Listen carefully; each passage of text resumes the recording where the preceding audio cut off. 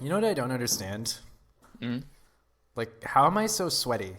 Like, I'm just sitting here talking. I don't understand why I'm perspiring this much. Welcome to VCR, a vintage cinema rewind. We're bringing old movies to new viewers. I'm Michael, And I'm Jason. and come here. I'll take your bearskin off. About time. Yeah, so it's our second Blakeless episode. It's a Yes. Michael and Jason solo adventure without Blake. Duo. Yes. Yeah, Yes. the new dynamic duo. So yeah, and we are back with our deep dive on Jean Renoir's Rules of the Game. Yep. It was a fun. It's a comedy. It's super fun, but also hard to get into because it is our French film. We're doing our international movie in France, and there's a huge history of great films from France, and we thought we would bring it to the podcast. Yeah, for sure. So, and yeah, when we decided we were gonna do France, we kicked a couple ideas around, and then I said, well, if we're gonna cover French cinema, we may as well talk about like the goat, like the OG, like the quintessential French masterpiece. And here we are. Yep. We're starting at the beginning almost of French cinema. Not exactly, but like this is where they've really like made a name for itself, I think. Pretty much, yeah. I mean, yeah, and again, we talked about this in the spoiler-free episode. This is almost kind of like the French Citizen Kane. Or maybe, like, Citizen Kane is the American Rules of the Game. Because this came out, like, what, 4 or 5 years before Citizen Kane? Yeah, I think so. And there those two are compared a lot for mostly I think the technical reasons, and we'll get into that a little bit because the way this movie was shot was pretty incredible for the time, and really like there's a lot to dissect. There certainly is. So, where should we get started? Do you want to talk about the techniques right away, or should we just talk... Actually, why don't we just talk about the plot? Because, like, there's a lot going on in this movie. Yeah, I like that. Jumping right into it, I guess. Like, I don't know. Was there any... Let me just ask you, Jason, while you're getting out of your bear skin, like, were there any particular, like, scenes or characters that you, like, particularly enjoyed? It's difficult to pick any for me because there's just so much to unpack. I have to rewatch this because like I know it needs a second viewing to Oh, fully for sure. get like there's a lot of comedy and a lot of gravity to I think you really have to soak it in and absorb a lot, and the first viewing is it throws a lot at you. But I will say the beginning scenes, so we are introduced to Andre the aviator, and he is just getting into aristocratic society Yeah. with this huge feat of crossing the Atlantic in a plane. That introduces you to the concept because the whole point of him doing it was for this woman Christine who doesn't show up. His married lover. Yeah. Although, to be fair, okay, first of all, I really liked just the big burly, like, oven mitts he was wearing when he got out of the plane.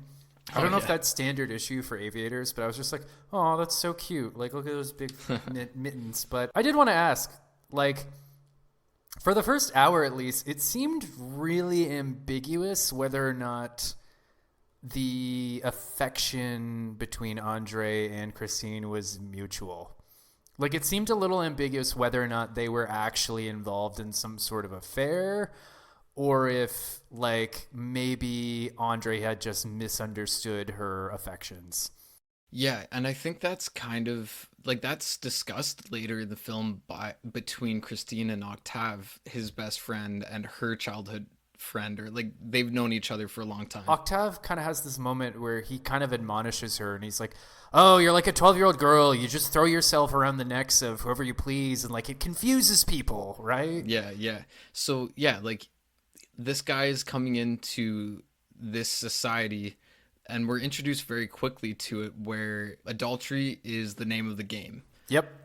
And that really is a core concept of the movie, and it has a double meaning that has to do with World War II. So there's a lot to unpack there. But in the beginning, yeah, you see him do this great feat for a woman, and it seems like it's an unrequited love type thing. And then we cut to Christine speaking with her maid Lisette, and she's like, "Do you have any lovers?" And she's like, "Lovers, that's a big word," and like she's married as well, and so you get thrown right into this where everybody seems to have lovers because we see Andre is a potential lover of Christine, and then Lisette has some lovers, and it's brought up right away. So you're Yeah. introduced to this game that they're playing. And then Robert, Christine's husband, also has his mistress that, like, and again, like I mentioned in the spoiler-free episode, he tries to break it off with her right away, but then again, like, he's immediately backs out. Although, to Robert's credit, I will say he does back out of it for real later on. Yeah, he does. Well, does it actually end? We don't really know Yeah. because this is all just one weekend, one crazy weekend. Yeah, so I guess the overall plot point to say is this is a weekend away for a bunch of aristocrats at a chateau where they're doing their big annual hunt, and it's like rabbit and pheasant hunt. And that rabbit and pheasant hunt scene is huge for cinema at this time. Oh God, It's kind of funny. So Blake and I did Watership Down earlier this month. It's April when we're recording Right. this, and then there's this rabbit hunt scene where like you just see all these French aristocrats just gunning down hordes and hordes and hordes of rabbits. And I remember like watching this on Saturday. I was thinking like, oh, I guess from now on, April is Animal Cruelty Month at Vintage Cinema Rewind. Like, Yeah, there's yeah, I guess so. one shot in particular that I remember, like, it stuck with me for 13 years. It's when the guy shoots the rabbit flops over, and you see it like tremble and kind of like curl up into a ball before dying. Yeah, yeah. I remember watching this movie in film school like 13, 14 years ago and being like, either that rabbit is a phenomenal actor or it just fucking died. Yeah, So- yeah. And yeah, this is 1939, so they just did it with like they filmed a bunch of rabbits and pheasants getting actually hunted, and Yeah. I want to say the actors are actually shooting, like we I don't know if we see that directly, but somebody's shooting these rabbits on film, and it's like a long sequence with a lot of cuts, and it's a little chaotic.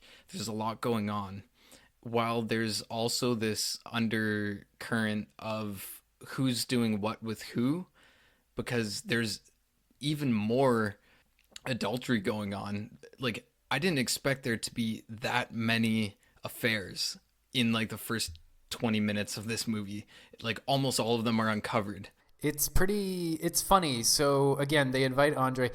And like, yeah, before we move on, just on the rabbit hunt scene, I remember talking to my professor back in film school and being like, wow, those rabbits, like, they really shot a lot of rabbits. And my professor was like, oh, you think that's bad? Like, think about all the rabbits they shot and filmed that never even made it into the movie. Like, think of all Yeah. all the dead rabbits on the cutting room floor. Like, I was like, oof. Yeah. So again, they invite Andre to this chateau because they want to smooth things over with the aristocracy. And then I think it's Robert who gets up and gives an announcement in front of everyone where he sort of plays off.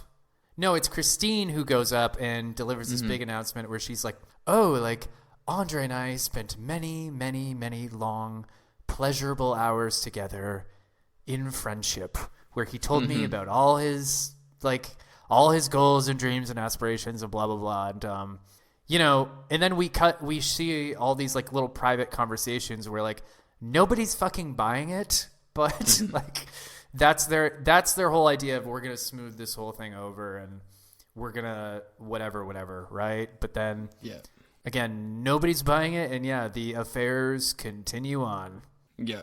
And through this, we are seeing the interaction of the aristocrats and their staff, and how they interact with each other, like separately, how the staff is acting, and then how the aristocrats are acting, and then how they interact with each other. And there's a lot of mirroring going on, where Lisette is having affairs that are reminiscent of Christine's affairs. And Lisette then, is almost like going after it with like more gusto. Like she cannot be contained. It's really Yeah. funny. So Marceau, the poacher, she ends up having an affair with him. It's so funny. Like there's that scene where you see all the servants eating together in like the basement, basically, and then she's like, "Oh, Marceau, like you can sit right here at my right," and then like. Less than a minute later, he's like eating bread or something, and he's giving her like these very flirtatious look while he's eating bread. and it's so off-putting, and like obviously this like Marceau is one of the most comedic characters in the film. For But sure. yeah, the way he's like giving her those eyes and everything, it's pretty funny. We say it's off-putting, but it clearly worked. So like, who are we to Yeah. judge? Yeah, exactly. So while they're all sitting down, the staff, they're speaking about this Andre Giroux coming in, and they're like, obviously they're having an affair, and like they're all speaking about the affair openly within themselves, Yeah. but they can't mention it to the aristocrats. And then the aristocrats also are all speaking within themselves about the affair. So everybody knows, and everybody accepts that they know, and there are rules to the game. Yeah, and maybe we should talk about Andre now, because Andre sort of sticks out like a sore thumb because he either doesn't understand the rules or he's just willfully choosing not to play by them, you know? There's this great scene with him and Octave where it's really funny. They're sharing a room, so like they have these two single beds right next to each other. And Octave, and again, we should talk more about Octave later, but Octave understands these people and he knows how to like twist them to his own ends.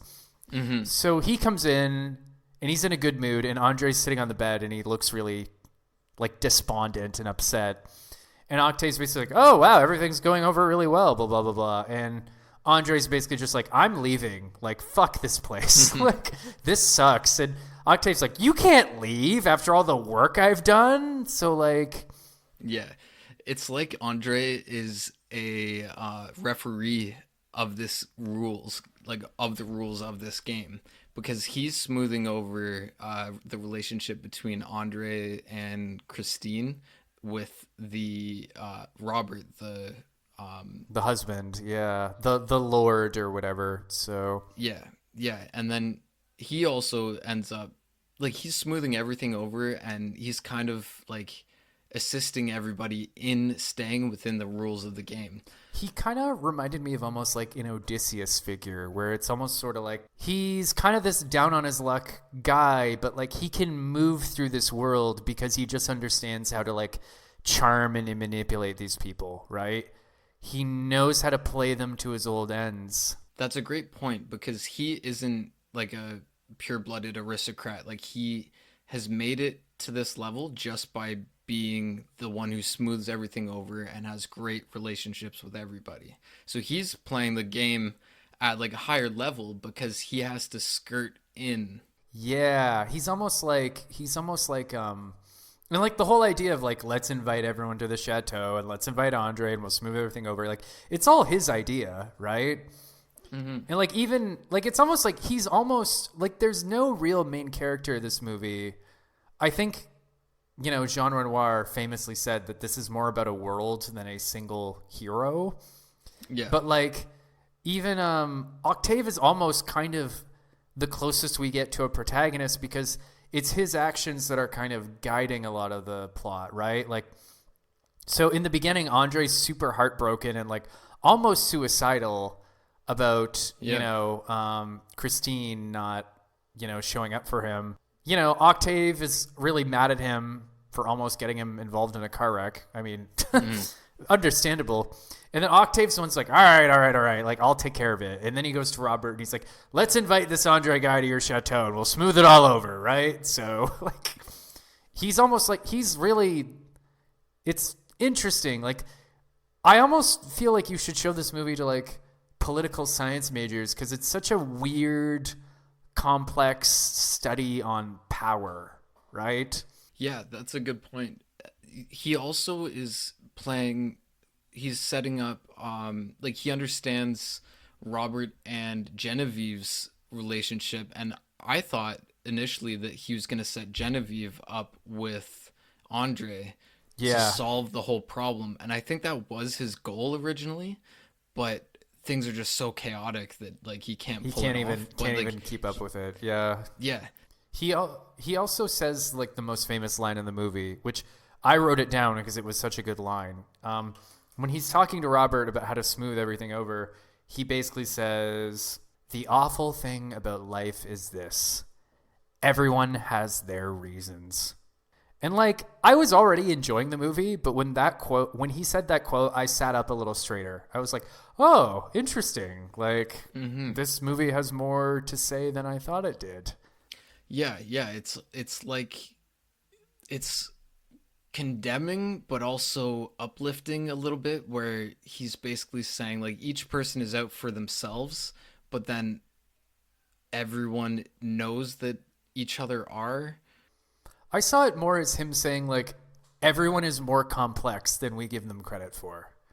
Yeah, that's true actually. Yeah. And this is everyone like each character is fairly complex for being like this is like a satirical comedy. Like a goofy, farcical French movie, yeah. Mhm.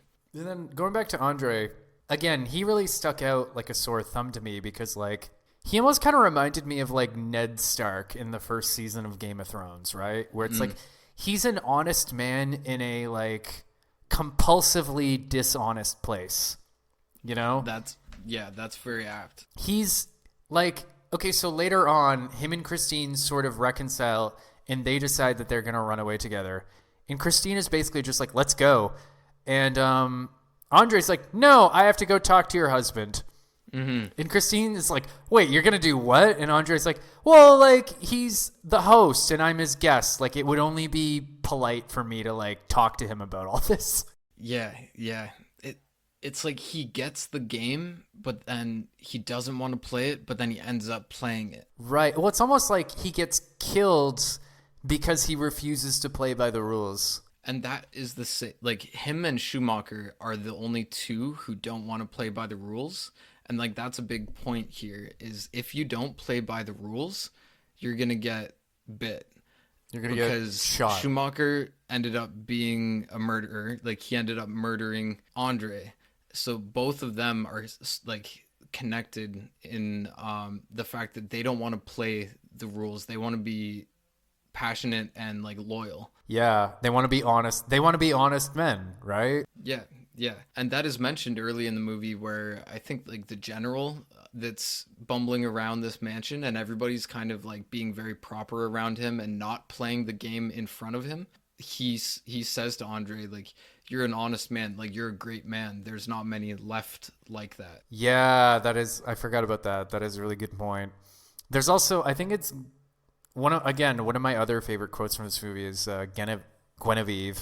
I think it's Guinevere. She says like, "Oh, sincere people are such bores." Yeah, yeah.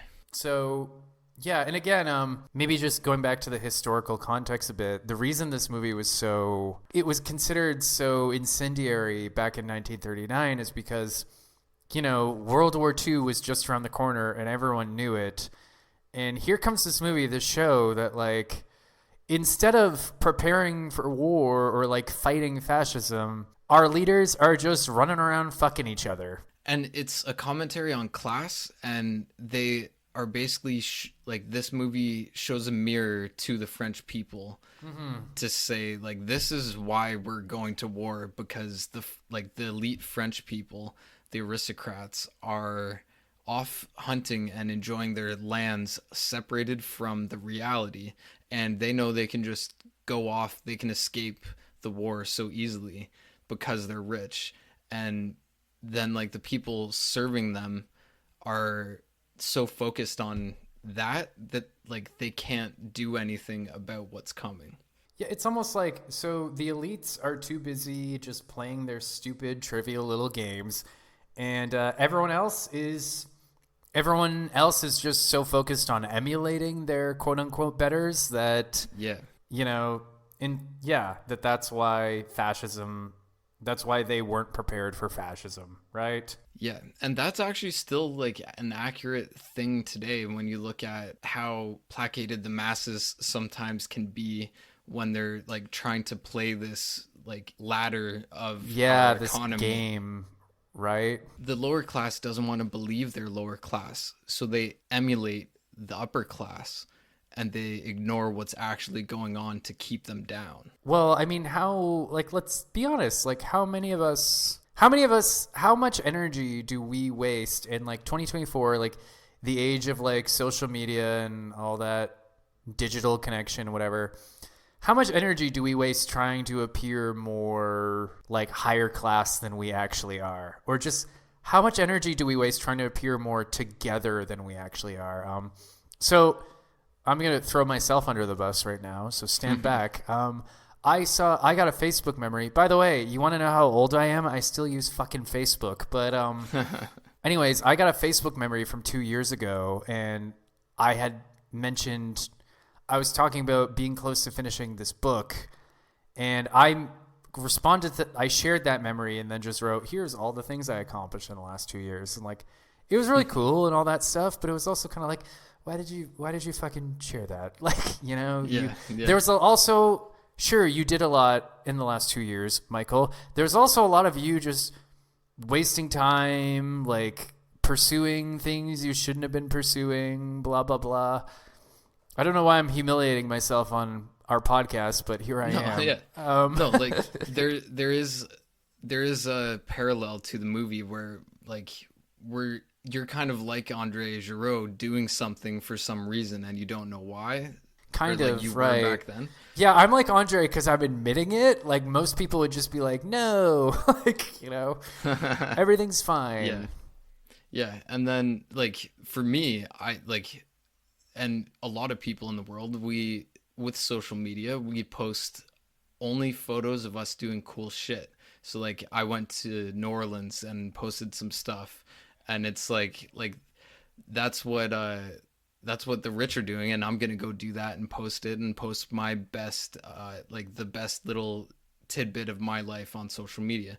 And it's like this group of people going off hunting, and the help, they're all like trying to emulate them as well. Before we move on from this point, I did want to point out, are you familiar with The Mask of the Red Death by Edgar Allan Poe? Not that one, no. Okay, so it's a famous Edgar Allan Poe short story where basically the whole premise is there's a plague going on, and instead of doing anything about it, Prince Prospero locks him and his like rich and famous friends inside his palace or chateau, and they basically decide they're just going to party until the plague is over, right?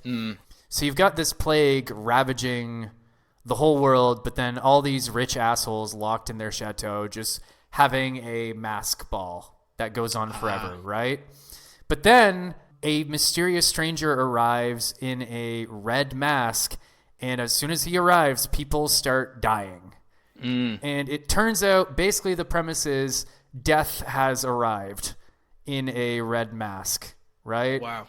That is so accurate because they were planning a masquerade at this chateau. Yeah, right. For Andre's achievements or something like that. And then it didn't happen, but I guess it kind of did. They had like a whole play and everything. And in the movie, they like the characters put on this play, and they put on Danse Macabre. Yeah. Which, like, I had to look that up. Like, that's a common theme in old cinema, but this is like a straight up allegory of it doesn't matter who you are. We're all dancing towards death. Basically. Whether you're higher class or lower class, it doesn't matter like what you do. We're all the same. We're all like, gonna that's fucking a big die. theme within this. Right. So I wonder if that was an inspiration for this movie. Because again, yeah, you're right. They do just the whole premise of the original short story is like, again, these rich assholes lock themselves away to ignore the problems of the world. And then death literally comes knocking and kills them all. Right. Yeah. Yeah. And it's kind of, there are definitely a lot of allusions to that short story in this movie. You could also see it in some modern cinema, which Blake and I would, during these episodes, we would normally like compare some movies. We should have probably brought this up in the primer, but Well, Blake isn't here, and we're doing our best. yeah. So Parasite and Saltburn are two direct comparisons that I thought of when watching this movie or afterwards. Where Saltburn is all like directly about like rich assholes and a guy like infiltrating that society and pretending to be like them to gain their trust and everything. And so if you've seen that, like there is a comparison to be had here. And then Parasite also is like the most modern representation of like the class struggle. Right, yeah. The parasites work their way into the rich family's service so that they can live the good life that they wouldn't be able to as lower class. And like we see Marceau do that. We sure do, yeah. That guy is a straight up social climber. He's an opportunist. Yeah, and so is Octave. Octave's an interesting character too, because he spends most of the movie just kind of pulling all these strings, but then we learn later on. So basically the whole idea is he's really close with Christine because her father was like this famous Austrian conductor, and Octave actually studied under him. Oh, right. And so they're almost kind of like brother and sister because that's kind of that's their connection. But then we kind of see later, Octave has this really vulnerable moment where he admits that he considers himself a failure. It's almost like he wanted to pursue the arts or pursue his passion, but instead he just became this sort of, I don't even know what you'd call him, like this sort of babysitter for all these rich people. Yeah, because that's like where he ended up at the bottom of the top.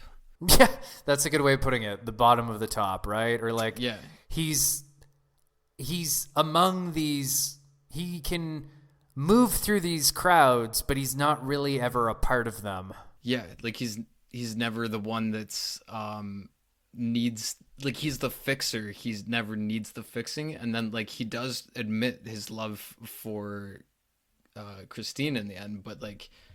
That's just another layer of all this crazy love connections on top of that. We should talk about that. So Robert decides to break things off with Guinevere, and he does this at the rabbit hunt, and then Christine just so happens to be fucking around with these binoculars, and she catches them being a little too physically intimate, and she misunderstands, right?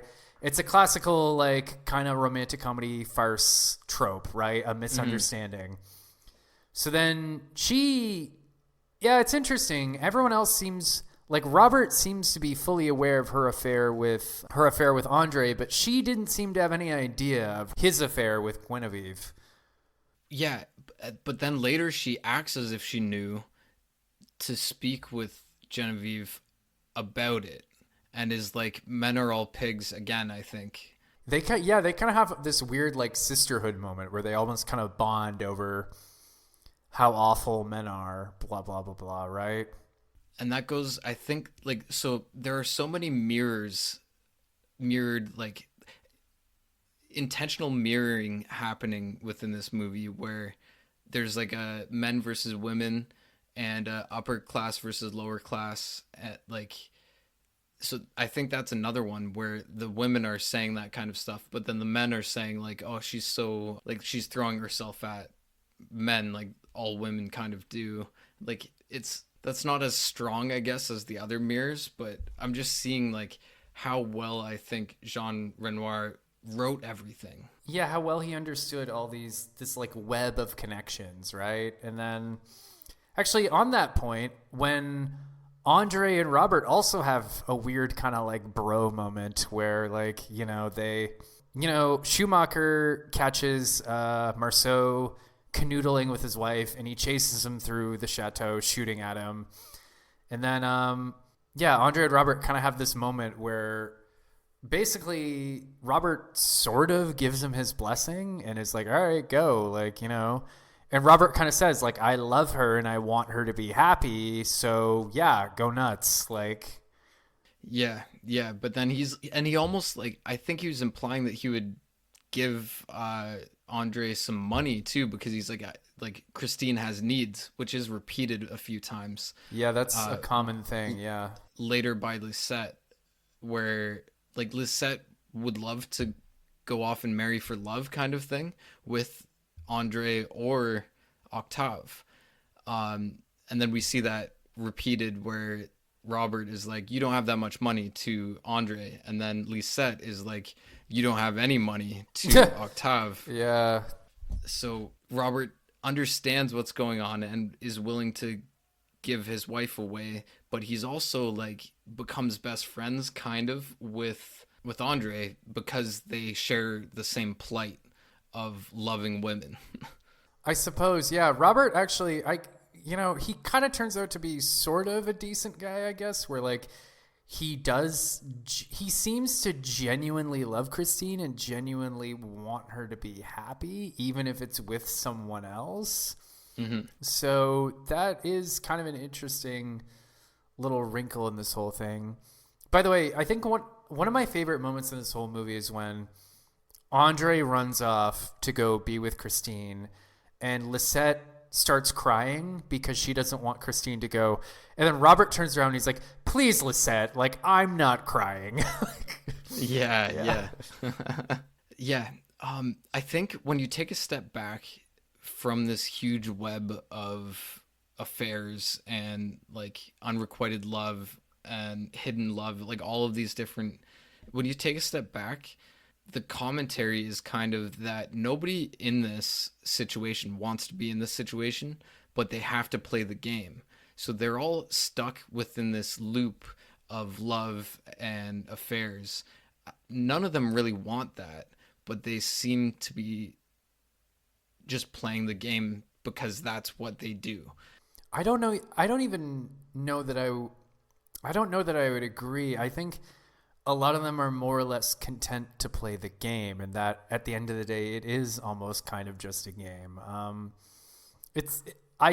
So I consulted with the old master. I read Roger Ebert's review of this movie, and I just want to share a quote from his review. Yeah, definitely. Where he basically says, "It is interesting how little actual sexual passion is expressed in the movie. Schumacher, the gamekeeper, is eager to exercise his marital duties, but Lisette cannot stand his touch and prefers for him to stay in the country while she stays in town as Christine's maid. The aviator's love for Christine is entirely in his mind. The poacher Marceau would rather chase Lisette than catch her. Robert and his mistress Guinevere savor the act of illicit meetings more than anything they might actually do at them. It is indeed all a game, in which you may have a lover if you respect your spouse and do not make the mistake of taking romance seriously. The destinies of the gamekeeper and the aviator come together because they both labor under the illusion that they are sincere. I said they are two of the three who play by the rules of the game, but alas, they are not playing the same game as the others." Yeah, that's very apt. Yeah, like how far do you delve into all of this? Because when I took a step back and saw the whole game that they're playing, I don't think, yeah, like some of them were playing the same game, some of them weren't. The ones who weren't got hurt because, I don't think any of them really want to be playing the game, but the only two who didn't got hurt. My interpretation was more, this is almost just kind of, again, especially when you look at this as in its historical context with World War II just around the corner, and the fact that with World War II around the corner, and apparently Jean Renior was like a very staunch like anti-fascist and was really concerned about the direction his country was heading. I almost kind of see it as like this is all just kind of a grand diversion, right? Exactly, yeah. All these affairs, all this trickery, all this whatever, like it's all just an extension of the masquerade, Mm-hmm. That was my interpretation anyway. Yeah, I'm gonna have to do a rewatch because like I think I'm gonna have to do little a rewatch things too. that there's all these little things that I caught and like trying to connect them to the big picture. You can't just do it on one watch, I think, and that's why there's so many video essays about this movie. Like, there's a lot to discuss. Let's go back to some more fun stuff, I think. Okay, 'cause, yeah. like, we probably don't have the full grasp, but we can like pick at it a little bit. When it came to Schumacher hunting Marceau, that was probably like around the same point, but at the end of the movie as the original hunt. So it's mirrored by the hunt. So Marceau is a rabbit, and even the camera work during that Schumacher hunting Marceau scene was moving just as quick as the rabbit hunting scene earlier. And when you said in the primer about Robert, he didn't want fences, but he wanted the rabbits gone. Yeah. Like, that detail means a lot to me because of World War II. Yeah, that's a good point. Or almost like, I don't want Nazis in my backyard, but I'm not really willing to do anything about it. Yeah, like, you can compare it to a few different ways. It is, like, I do really find this whole movie interesting in that it's basically, it's a condemnation on the whole of French society for not doing enough to stop the Nazis, and yet there's not a single Nazi in this movie. Yeah. You know what I mean? It almost kind of, I remember studying film noir, again, back in film school, and, you know, they talked about how, like, back in the 40s, they had certain rules about what you could show on screen and what you couldn't. So, like, film noir was kind of like, well, we can't really show the war directly, so, like, we're going to have to just communicate the angst in, like, a really creative way. Mm-hmm. And that's kind of the vibe I got with this movie. And it's, like, almost reflected with, like, there's a lot of implications of sexual activity, but you don't see that much besides a few kisses, and the kisses aren't even, like, that crazy or anything. No, like, it's, I think there's a moment where, like, Marceau and Lisette are kind of, like, in each other's arms and, like, being a little, like smoochy, Yeah. but, like, that's about it. You know, even, towards the end when Christine tells Octave that she realizes he's the one that she's always loved, I was kind of like, lol, what? Okay. So. Yeah, and, like, she has been trying to play this game, but she's an outsider who stepped into the, like, she was an aristocrat elsewhere and then stepped into Parisian aristocracy. Sure. Yeah. And she's just so, like, tumbled around because of her position and her beauty and just, like, her station. Like, almost everybody was in love with her. That's actually a really good point. Like, I do remember watching this movie for the first time, again, like 14 years ago. And when she says, like, oh, it's you I've always loved, I was like, what? Yeah. And now watching this movie again 14 years later with, like, fresh off a heartbreak and with male pattern baldness finally catching up with me, her saying, like, I've always loved you. I was like, wait, what? Yeah. So, I don't know. It's everything in this movie feels very trivial and very frivolous, but that's kind of the point, and that's kind of the satire or the condemnation that they're going for. Yeah, and like we said in the primer, the French viewers and the audience, they took that all quite poorly. Like, it was too serious for them. It was too real for them. That they were like, this was they like, it's like they had no problem like making fun of others, but then when the film was standing there right in front of them making fun of them for, like, and, like, too on the nose for them, they couldn't handle it. So, like you said, the one guy tried to burn it down. There were fights in the crowds.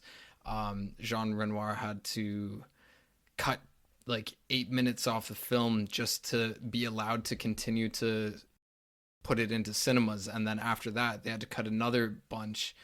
And yeah, it was, and again, this was, I think, 3 months before the actual start of World War II. It's pretty crazy how he was basically wagging his finger at all of French society, being like, you're too busy fucking each other to stop the Nazis. Yeah. And then, 3 months later, he's like, what did I say? Yeah. Here they are.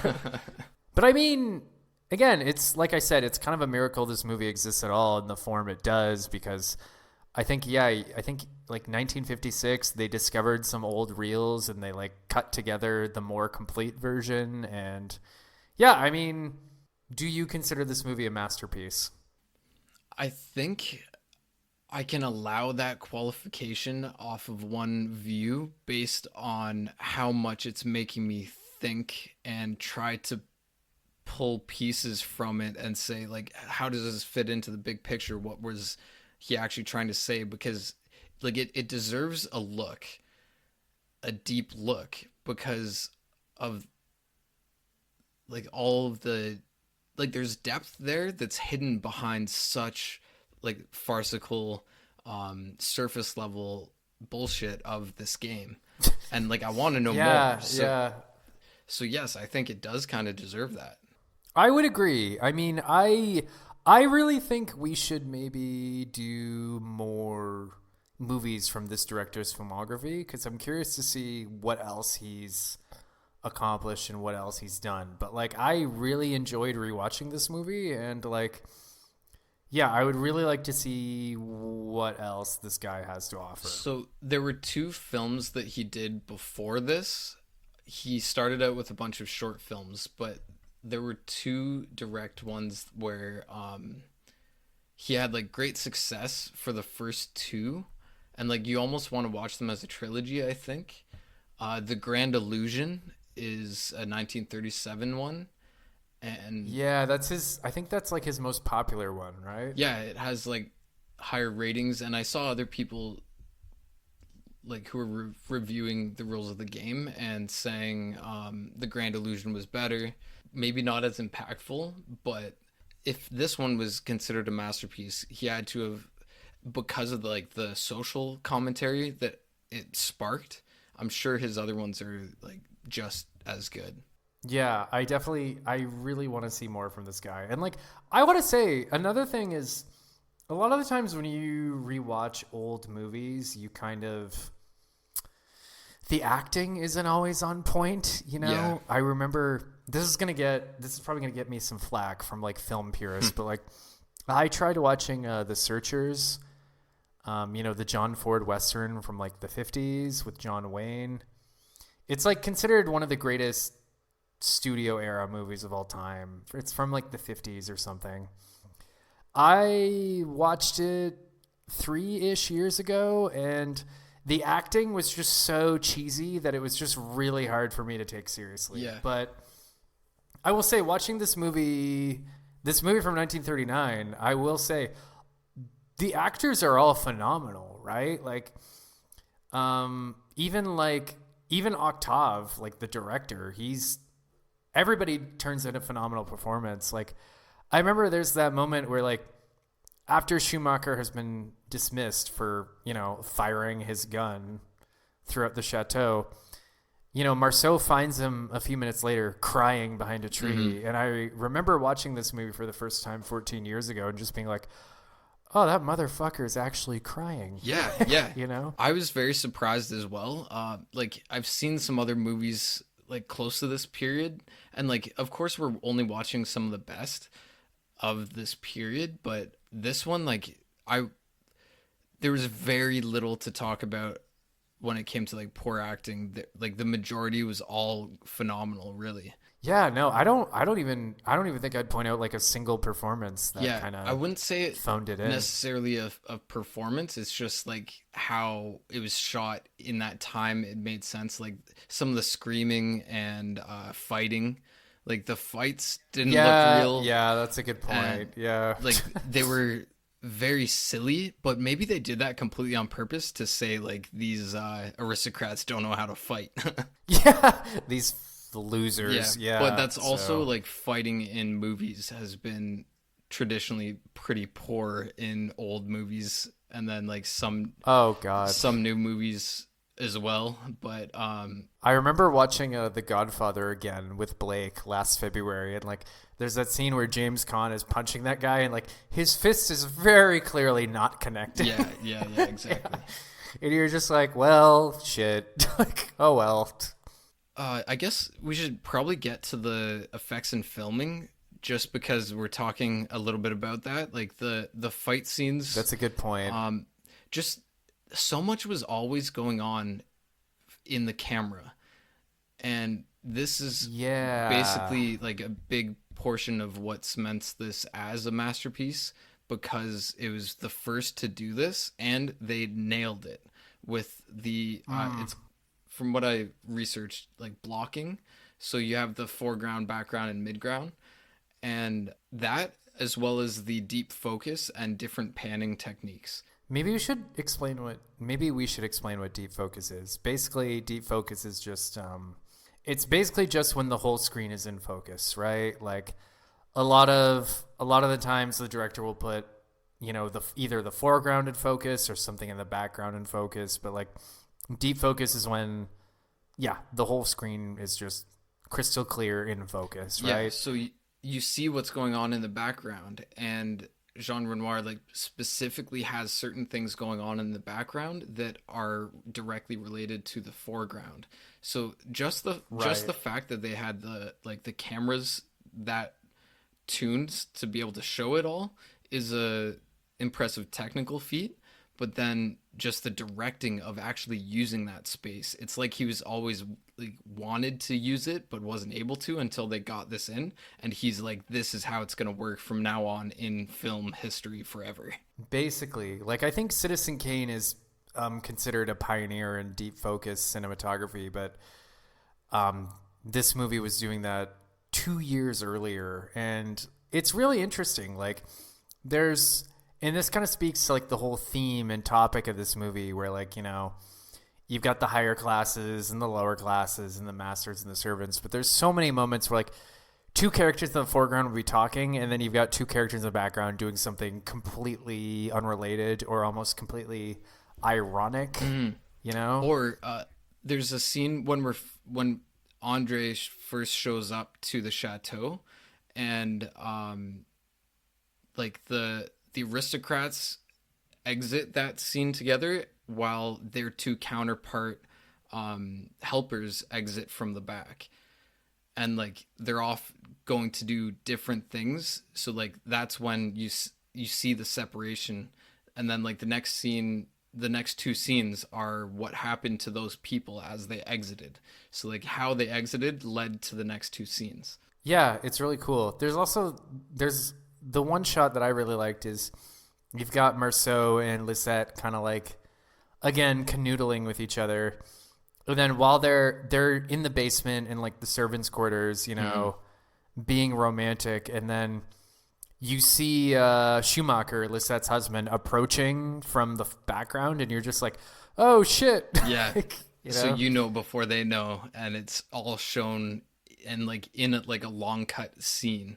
Yeah, and that's, I guess, the other thing we should talk about in terms of effects and filmmaking. There's a lot of long shots in this movie. Like, this movie almost feels like a filmed play in terms of the fact that there's not a lot of cutting. Yeah, and if there was cutting, like, it was done very seamlessly.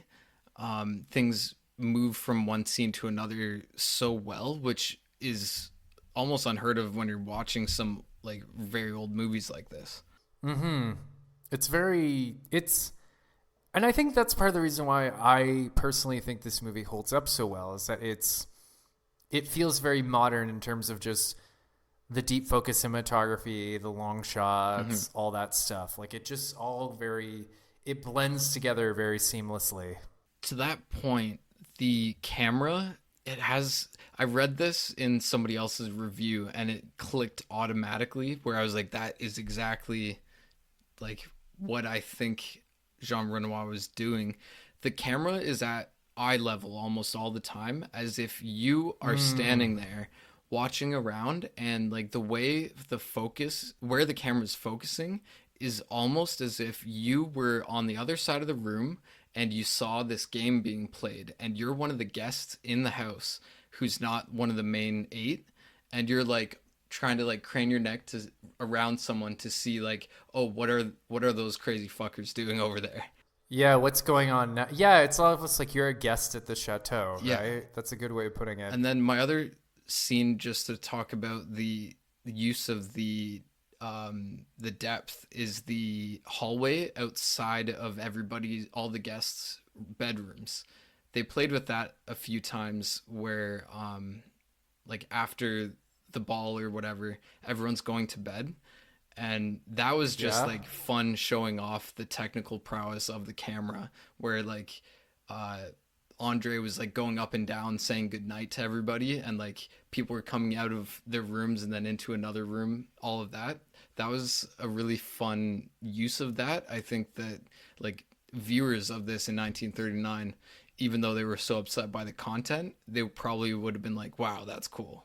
I mean, even like, you know, it's been like almost 90 years. Even I'm still like, wow, that's cool. Like they pulled it off. Like that's pretty cool, right? Like I think the third act in particular, when like, you know, there's the masquerade and you've got Schumacher chasing Marceau around and shooting at him. Like there's so many moments where I'm just like, what? Like, how did they pull this off? Like, you know? Yeah. With the technology at the time. Also, with this, like Jean Renoir used mirrors as like people in the background. You could see them through the mirror of the foreground so often. Like that was unheard of, and like some of the best technical scenes in movies involve mirrors. Like if you look up, I forget what show or movie it was, but you know that like long shot, it's like they never cut and they zoomed in through the mirror to start it and then kept going, and it felt like you were still in the mirror. I'm not super familiar with what you're referring to, but you know what? Probably at like 3 a.m. tonight, I'm gonna spring awake and I'm gonna be like, yeah. But yeah, no. And by the way, this was all pre-computers, pre-CGI, so they actually had to do this correctly. And you know, with what they had available, and with the director on set as an actor as well, turning in a really great performance. And so, like, he was improvising or like changing dialogue on the go in certain scenes as well, apparently. I think I read, that like there wasn't, I don't know if there was a full script or if, you know, Jean Renoir was just allowing the actors to just improvise. But like apparently, again, I was reading Lissette's actor's obituary. Apparently she was only supposed to have like a couple lines, but like Jean Renoir liked her so much and thought that her character clicked so well with the story that he just kept giving her more shit to do. That makes sense, because she did have a lot of interaction with like everybody. Like her and Octave were like very close, and also might have had an affair at some point together. Oh, he's a little too, like, I'm a pretty friendly guy. I'm not that handsy with everybody. Yeah, exactly. And just to bring back like how many affairs were going on, do you remember during the hunt scene, there's Christine's niece is also there, and she's like a very small role, but Andre is just making out with her at some point, and then he looks over at her and he's like, "You know I don't love you, right?" And just like says it outright, and she's like, "I know." Yeah, it's cool. And like she's jealous of her aunt, and there's so many layers, and like the web it's almost like it's almost like a time travel movie where you have to connect the timelines, but it's all relationships. It's like a labyrinth, yeah. But you know what? I do agree that this is my second time watching this movie. I think it needs a third watch pretty soon. But like, you know, the fact that I was still able to more or less keep up with what was going on, like, I think that's a testament to just the true skill and artistry on display. Yeah, that's exactly it. That's why I do think it deserves masterpiece class. Like, it's a master class of film. Yeah, absolutely. Just moving on from effects, this is normally when we talk about score. If you've been a regular viewer for a while, you know that I'm pretty deaf to score. I don't usually notice it. So I guess I'm turning this over to you, Jason. Did you notice the score at all, or did you have anything to say to it? I am also in the same boat. I always forget that the score exists, and the only times I notice the score is when it's like a specific song that's like very central and like important. Yeah, like I don't know what the score was like in this movie. Okay, well, I guess these are the moments when we miss Blake, but Yeah, I guess there are some. I guess we'll just move on from that one then. In terms of legacy, and I guess we'll rope in sequels, prequels, and remakes. In terms of sequels, I know that Robert Altman famously really, really liked this movie. He famously had a quote where he said, "The rules of the game taught me the rules of the game." And if you know anything about Altman, he does a lot of similar things in his movie where it's like a large ensemble cast with no clear main character and like stuff like that. We should do Nashville at some point. I remember watching that in film school, and it was a really, really, really great movie. He does have another film, I think it came out in 2001, called Gosford Park, which is kind of almost considered like a spiritual successor to this movie. That's awesome. So it's sort of about a bunch of rich assholes being rich assholes. So maybe we should look into that. That just reminded me, like I've mentioned Parasite and Saltburn, but this might fit it better. Knives Out. Oh, yeah. It's not the same, but it's very similar. You know, I still haven't fucking seen Knives Out, and I know that I they're both really need like to. very good modern movies. Like it's like they're somewhat far and few between when you're trying to find them, and especially since we're focused on older movies. But they're solid movies, both of them. Yeah, for sure. And just jumping back a bit, in terms of prequels, there's not really a clear one, but I do know that apparently Jean Renior, he was really heavily inspired by Alfred de Musset's 1833 play Les Carapaces de Marianne, i.e. The Moods of Marianne. And again, I apologize for how I've butchered the French language so far today, but yeah, apparently that was a huge inspiration for this movie. Citizen Kane, actually, Orson Welles actually, he said like this was the influence of Citizen Kane. Okay, interesting. We should probably do Citizen Kane. Yeah, at no, some I think point, that's right? so. The only reason I think I haven't wanted to do it is because everyone knows to do that one if you're getting into film. So I've always been like looking for the other ones, but I know I should watch that one as well. I guess. I mean, again, this is one of those moments where we really wish Blake was here. How many episodes have we actually done? No idea, right? I know we're over 50, maybe 60 by now. So that's at least like 40 movies, because at first we were doing full episodes, and then now we're doing the primer and spoilers. Primer and the deep dive. Maybe for like our 100th episode, we should do Citizen Kane. Yeah, something deserves Citizen Kane deserves something like that, I think. Maybe, or like maybe even our 200th episode or something. Yeah, there's so many good movies to watch. I want to explore more French films after this. Yeah, for sure. Actually, I'll just say when we were thinking about, and I'm just pulling up our WhatsApp conversations that we were having. Apparently in 1946, there was a French Beauty and the Beast that apparently heavily inspired the Disney version. And I saw some clips from it and I was like, oh shit, like I want to do that. Yeah. And then you had also pitched, I think it's called Un Homme at une Femme, a trilogy of movies from 1966, 1986, and 2019 that all have the same actors. Yeah, so like the two love interests, because as I said in our conversation, are all French movies purely about love or not? But that one actually explores two, like, I don't know if they're a couple, but like two lovers in 3 different timelines of their life with the same actors, which is pretty fucking cool. That is really fucking cool and not something you can accomplish easily. Another one I was considering, I don't know anything about it, but Hiroshima Mon Amour. Oh, never even heard of it. Yeah, so that one sound good. And then Emily Poulain is a classic as well. I know nothing about it again. Interesting. Okay. Yeah, I mean, maybe you and I should start our own like sub podcast called like VCR like France edition, where you and I just talk about French movies. We would need double the hours in the day. We would. That's true. We both have a lot going on. That's not okay. Let me rephrase. You have a lot. You and Blake have a lot going on. Just jumping ahead a bit.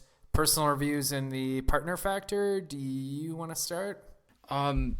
Yeah, I guess like overall, I think I've said my personal reviews.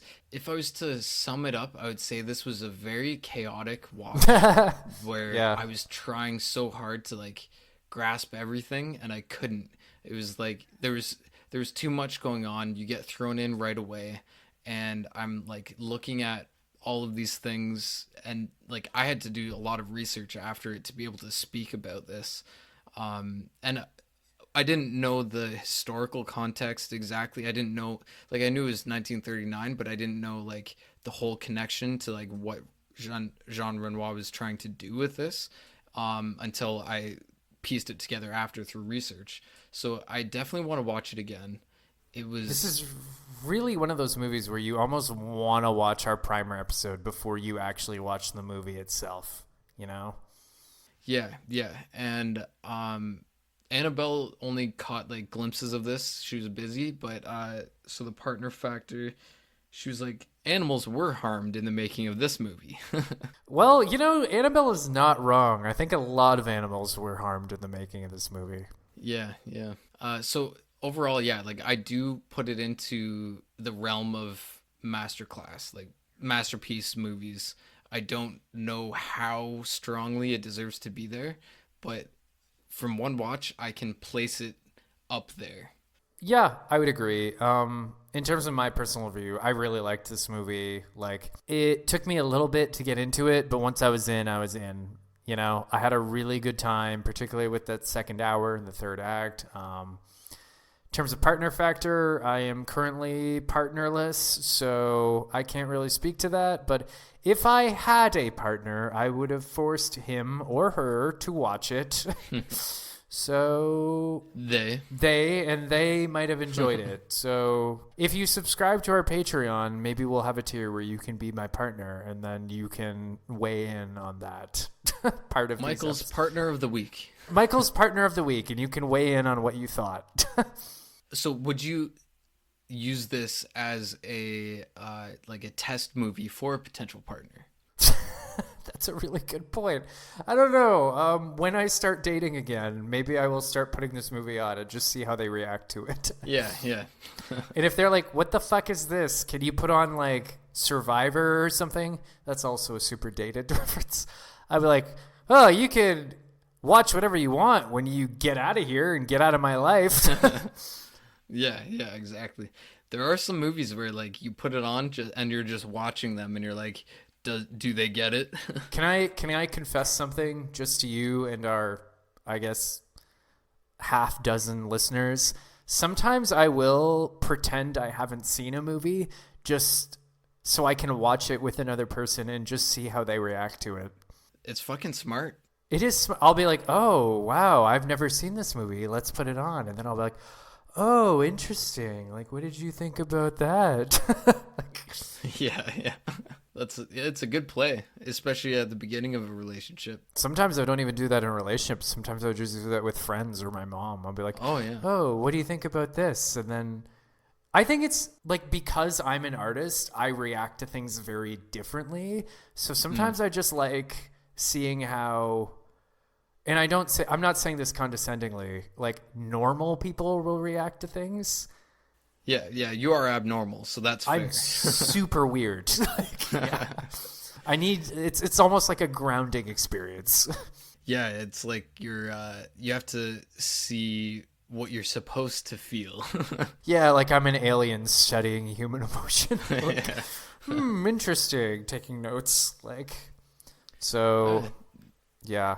I don't know where we're at now, but I think we're more or less done. Unless you have anything else you want to bring up that we haven't brought up yet. I guess I don't know, location like that. They picked some great locations. I think they were in France. Like the chateau itself was pretty cool, and just the other characters, how they were not really a part of it, but there were like a few extra like secondary or tertiary characters in the background. Like you got to see some. There was this one man who I think was a female actress or a very androgynous. It looked like David Bowie was in there. Oh, I think I know who you're talking about. It's just a very pretty young man, right? Yeah, like, yeah. I think I know who you're talking about. I didn't really catch who that was, but I definitely saw him or her. Yeah, They. she looked like this. Who's that really tall blonde actress that's a comedian in a bunch of like newer movies? She's in 40-Year-Old Virgin. Oh, Elizabeth Banks. I don't know, but she's like this hilarious. It looked like her. Oh, almost Tig Notaro? exactly. No, not her. Okay, she's Blonde and tall and funny, like taller than Tig.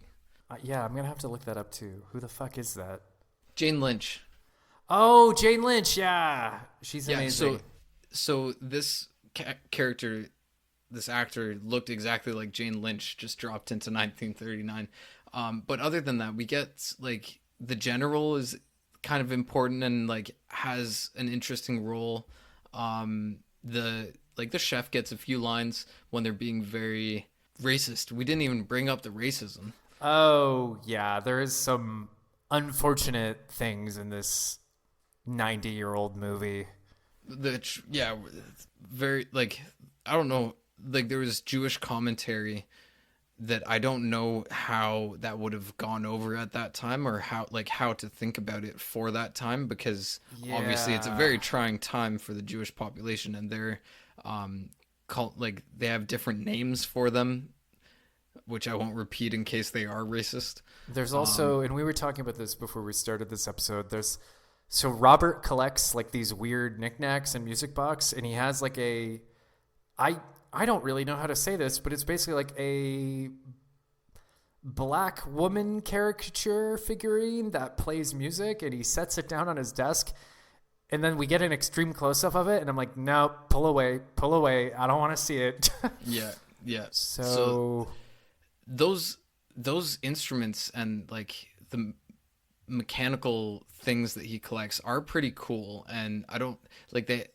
You did mention like how it fits with his character a little bit, I think, where like he just collects these things to keep his mind off of the game or something like that. I don't know exactly how that collector. I think he's just this. It's like I said, he's Bruce Wayne if he wasn't Batman. He's just passing the time, you know? Yeah. So, but I mean, that is something. And also, if you are sensitive to animal cruelty, there is a rabbit genocide in this movie. So you're going to want to be aware of that. The placement of us telling this in our 2 episodes at the very end is hilarious. This is why we need Blake, because Blake would have said something right away, but we're like at the end and we're like, oh, hey. By the way. But overall, like I don't know how like we could keep talking about this movie for so long because there's so much that happened. I don't know how well we did in covering all the events and like the characters and like interactions, because it's such a web. I think we did our best. We did our best. That's a great way of putting it. We did our best. So it's a worthwhile movie. Anybody should go check it out. Watch it with someone who maybe you could pretend you haven't seen it with. No, that's my move. Only I get to do that. Yeah. But it's honestly like I do feel like I could have shown this movie to my mom and been like, actually, it's funny. I was visiting my mother last weekend, and we were planning on watching it together, but I had plans with friends or whatever, and you know. Mm. But I feel like I could have watched this movie with my mom, and she would have enjoyed it. Like it actually is. It's more accessible than a movie this old has any right to be. Yeah, exactly, and that's where it would be difficult for a lot of modern viewers who haven't delved into film to just sit down and watch, but it is a lot more accessible than you think it would be. I've seen movies from like the 70s or the 80s that aren't as accessible as this fucking French movie from 1939. So exactly. Make of that what you will. I've seen movies from like the early 2000s that aren't as accessible as this movie. So, yeah, exactly. And I think that's partly the form. Like, it's a farce. It's a comedy of manners, you know. I think the opening, the opening text refers to it as like a dramatic fantasy, and that's a really good way of putting it. Yeah, yeah. Well, I still don't know if all movies that French people do are purely about sex and love, but Well, I'm willing to find out more because this was enjoyable, and yeah, I'd watch some more French films even if they are just about love. I'm curious to see one that isn't. yeah, I guess so. Sound off in the comments if you can help us with that. And when we get our Patreon sorted out, maybe we'll have a specific tier will be Michael and Jason watching French movies that may or may not be about love and adultery. Yes, yes, that would be ideal. That would be ideal. And then maybe, I don't know, if for an even higher tier, it'll be Jason and Blake looking at Icelandic films about, I don't know. Something, yeah. I really didn't think this joke all the way through. I just started talking, but here we are. I would say Icelandic movies about how everybody there is an author. And that would be a good one for you. That would be a good one. I would have to get in on that. So, yeah. Keep an eye out for our Patreon. That does not exist yet. And on the Patreon, you can pay to have us do more threesomes. I mean, like, episodes where all three of us are on there. We don't do that enough. I get, like, all three of us are just so busy. So, like, we actually do. Actually, we should say, we have our 2010 draft episode coming out pretty soon. And it's gonna be to get caught up. I do too. But basically, yeah, it'll be me, Jason, and Blake looking at, we're looking at our top picks for the 2010s, and it's all going to be divided into genres. And yeah, it should be a pretty fun episode. It won't be fun to edit because it'll be 3 audio streams, but that is Blake's problem. So yeah, thanks for listening to Vintage Cinema Rewind, and we hope you liked this little foray into the French persuasion. Into the Blakeless episodes with just Michael and Jason. But yeah, let us know if you don't want Blake, if you want less Blake in this podcast. Actually don't. But, I'm going to say this, but then a bunch of people are just going to be like, we want less Michael. And I'll be like, I played myself. Yeah. Oui, merci, mon ami. Yes. French words. All right, do we cut it here? I don't know. Blake normally cuts me off. I don't know what to do. He normally cuts me off too, so I guess this is as good as time as any. Tell your dad. Tell your dad, tell your grandpa, tell your affair lovers, and bonjour. Aloha. Au revoir.